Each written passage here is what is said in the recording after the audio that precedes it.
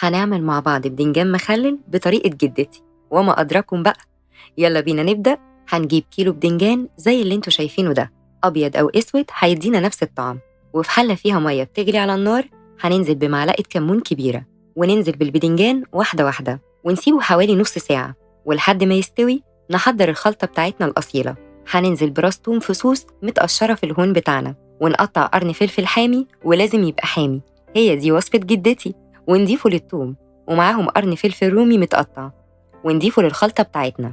ونقطع طماطماية ونضيفها للخلطة، ونخرط شوية بقدونس، ودول هنخليهم على جنب عشان هنزين بيهم طبق البدنجان بتاعنا بعد ما يتخلل. هنحط معلقتين ملح أو أكتر حسب الرغبة، ونص معلقة جنزبيل، ونضيف عليهم معلقتين كزبرة ناشفة مطحونة، ونهرس خلطتنا الجميلة دي حوالي 10 دقايق لحد ما تبقى ناعمة ودايبة معانا بالشكل ده. ونضيف معلقة شطة، وده طبعا مش اختياري، ده بدنجان مخلل. ونكمل هرس. دلوقتي هنضيف معلقتين خل كبار هنفك بيهم الخلطة بتاعتنا، وننزل بمعلقتين 3 زيت، وده اللي بيخلي البدنجان بتاعنا يفضل طري وما ينشفش. هننزل عليه دلوقتي بنص ليمونة بعد ما نشيل منها البذر. دلوقتي بعد ما البدنجان استوى وسيبناه يبرد شوية هنقطع الراس زي ما انتوا شايفين، ونفتح البدنجان من الجنب ونشرحه بالسكينة من جوه عشان نضمن إن الخلطة تبقى في كل قطمة في البدنجان. هنرص البدنجان بتاعنا في طبق إزاز أو في علبة بلاستيك زي ما تحبي، وهنحشي البدنجان بتاعنا بالخلطة وبالطريقة اللي انتوا شايفينها دي. وأهم حاجة الخلطة تكون طرية مش ناشفة. وبعد ما خللنا البدنجان بتاعنا وحطينا عليه رشة البقدونس هننزل عليه بمعلقتين زيت كمان عشان يفضل طري